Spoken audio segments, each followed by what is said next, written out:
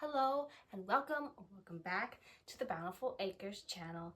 I am Honor, the head of Bountiful Acres Farm, and today we are going to be doing a lot of fun things with wool.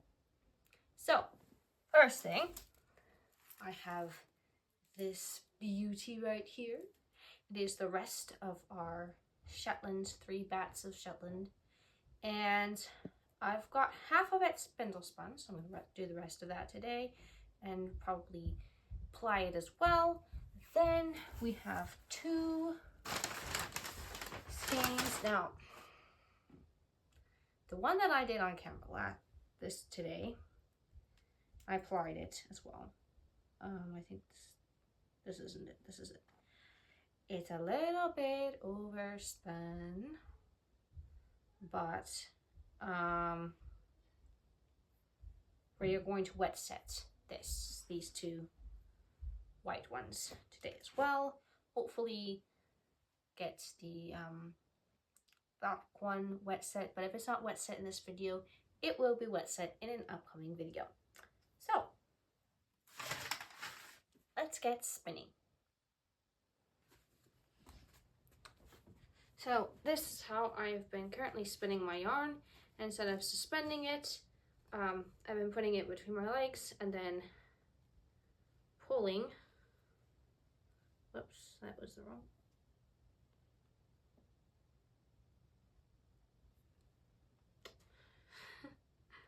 Pulling it. Oh dear. Nala. We have a wannabe tigress here. All right. All right, there's my twist. All right. So yeah, just dropping it this way instead of hanging it up. It's not as convenient, of course, but it actually is a lot easier than hanging the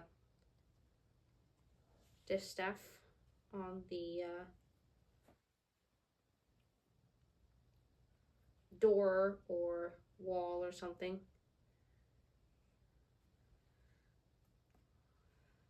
Or holding the bat in my hand. I did try that. It was something, let me tell you. Anyways, just going to finish up the rest of this. And you'll get some spots of that.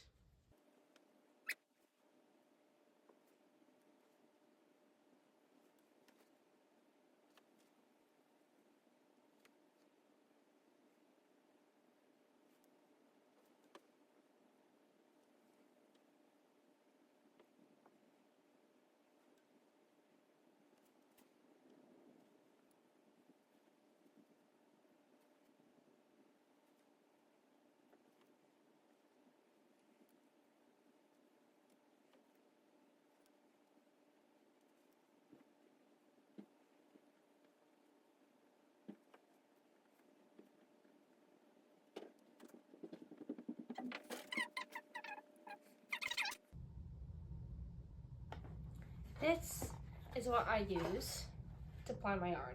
This is a vintage arrowhead loom that is better for belts. But what I do, because I can't for the life of me figure out the strength enough to make a butterfly on my hand, is I take the bobbins and I put them on the loom. I screw them down very, very tight to where the bobbins can't move.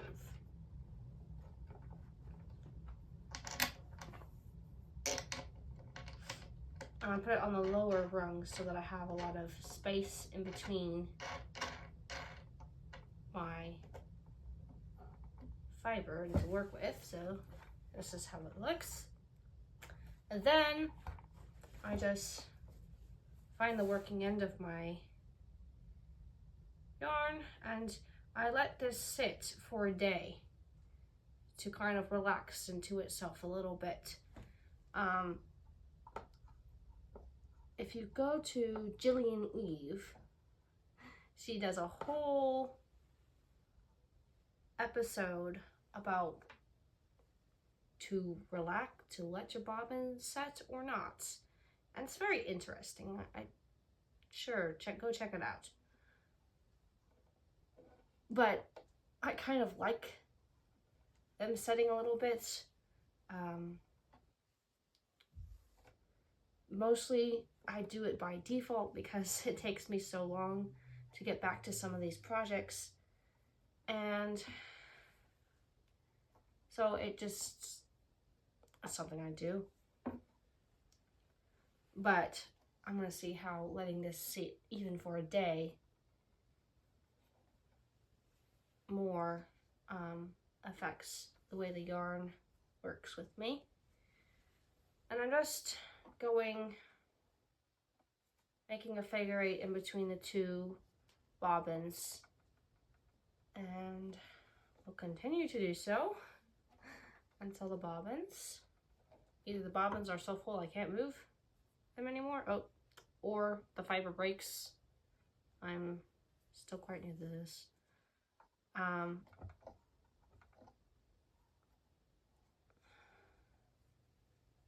But I'm actually going to keep going on top, layering it on top, as long as I know where my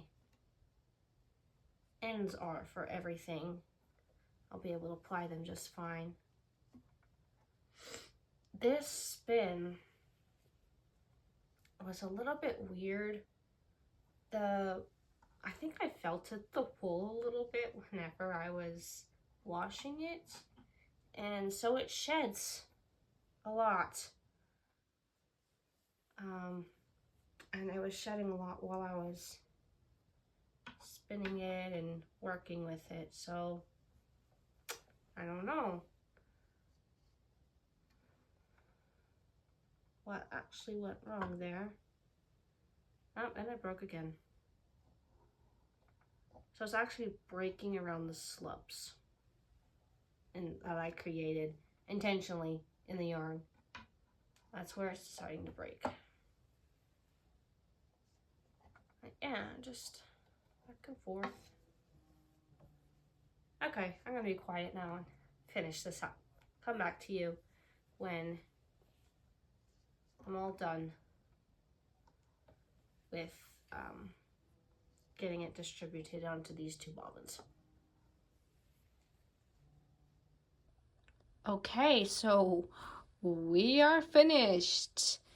This broke several times. This is the end that just came off. I noticed the texture changed. The slubs were more likely to break, but also the thickness. What's on the bottom of this is not what's on the top. This is going to be a very interesting ply. It is plying time, so I'm going to take this off.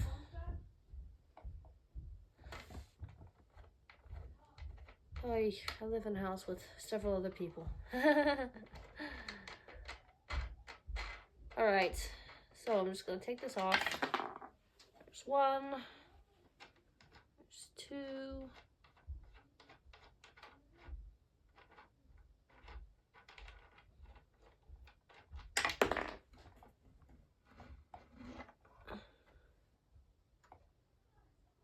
Alright.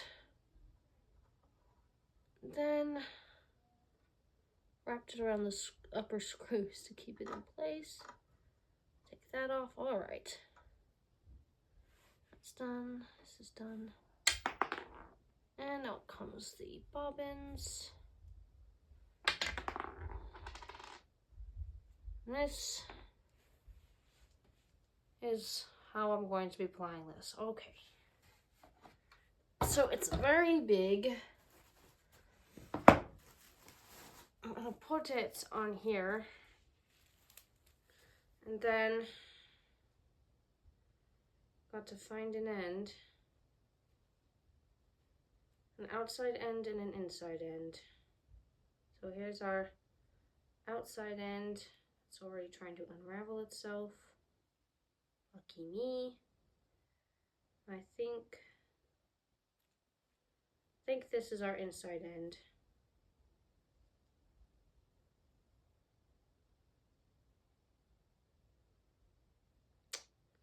Actually, I might have to do top to bottom. Yep. Okay, so one on the top and one on the bottom. So inside end from the bottom, which would be one of these. Or this one. It's not this one. That's this one. Okay.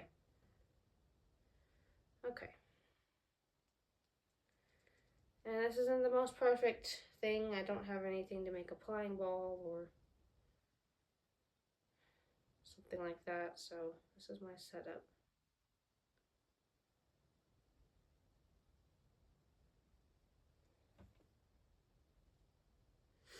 I'm going to spun it going this way. So going this way.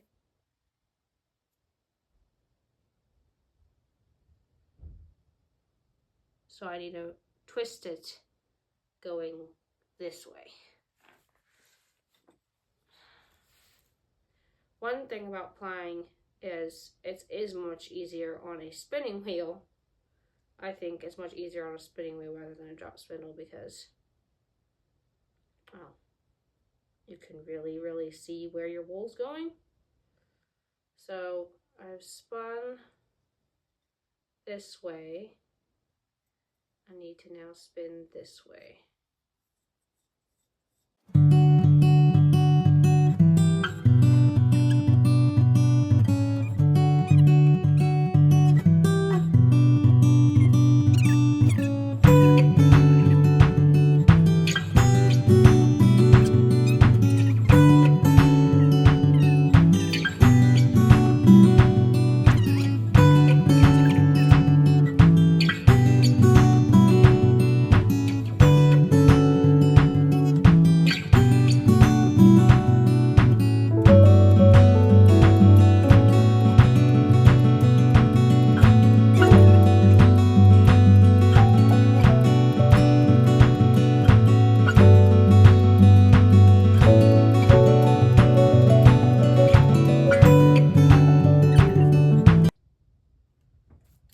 So it's finally spun up. It looks so good. Very happy. 3 bats on this spindle. So now I'm going to use the arrowhead loom again, and I'm going to start making my little plying butterfly. I really hope that the yarn doesn't break because it, whoops, forgot to put the other one. Anyways, I will come back to you when it is in its little figure-eight butterfly form. So did I decide to ditch my first little butterfly that I was going to make and decide to do something completely different?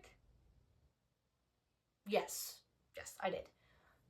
This is a knitting needle, and this is kind of what I made on the knitting needles. It's I tried to make a center pull ball and the yarn broke 3 times. So we have center pull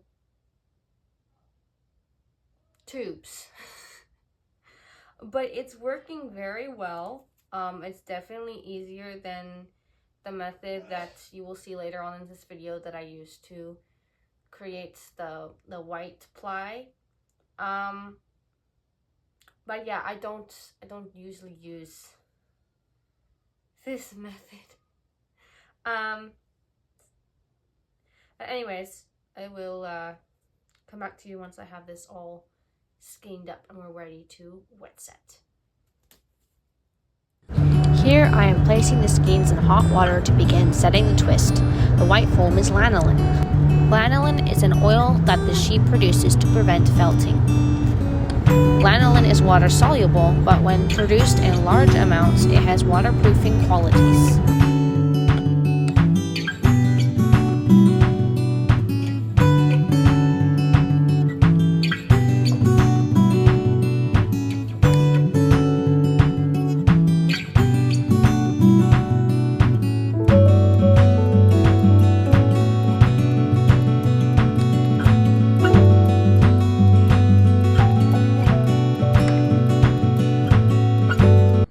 Now I am rinsing the yarn in cooler, soapy water. This further sets the twist and felts the yarn a little bit. I am being very careful to not agitate for too long. The more I felt, the stiffer everything becomes.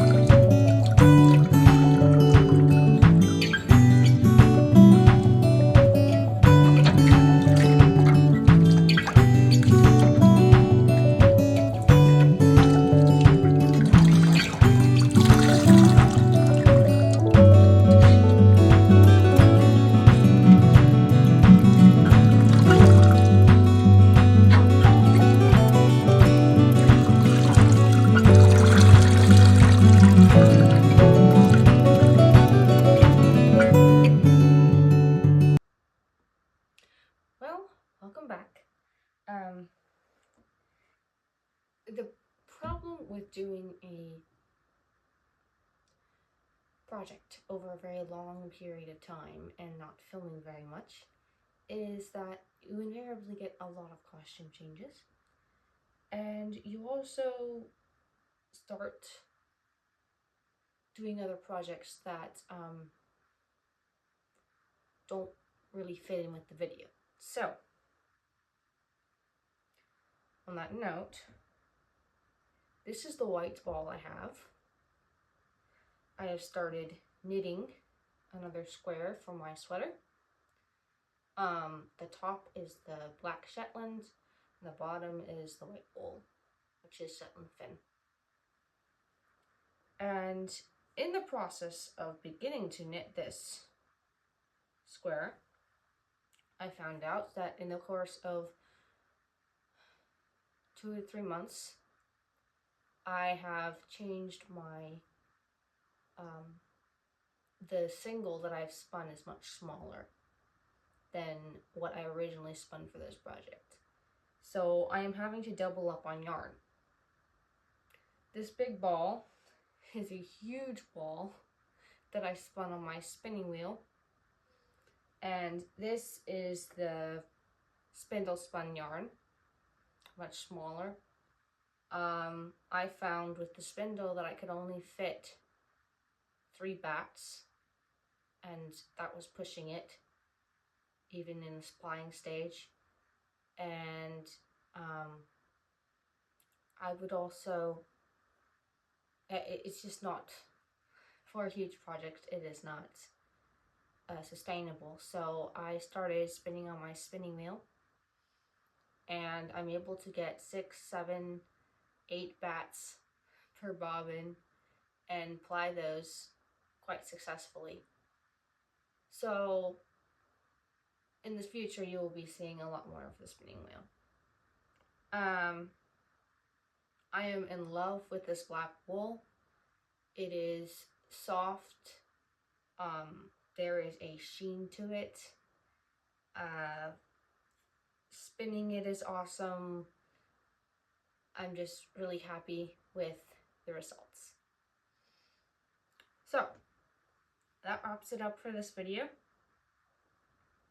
Thank you for watching, for being very patient, and I'll see you all next week.